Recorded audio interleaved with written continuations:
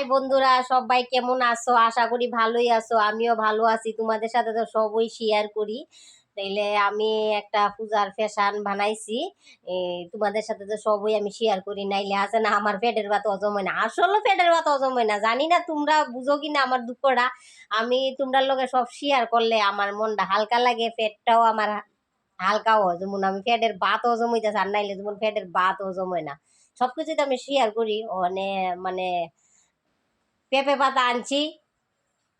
ও গাছটা একদম ছোট্টু, মানে বাড়িতে তো জায়গা নাই, ছোট্ট একটা গাছ উঠছে মানে গাছটা কাটতে লাগবো। তাহলে পেঁপে পাতা দিয়ে তো একটা কাজও লাগান লাগবো, তোমরা লগে শেয়ার করন লাগবো। এর লেগে পেঁপে পাতা দিয়ে কি করছি তোমাদের সাথে শেয়ার করবার লেগে ভিডিওটা ছাড়ছি। তোমরা আমার ভিডিওটা সবটা দেখতে থাকো, দেখলে বুঝবা যে পেঁপে পাতা দিয়ে আমি কাজও লাগাইছি কিনা।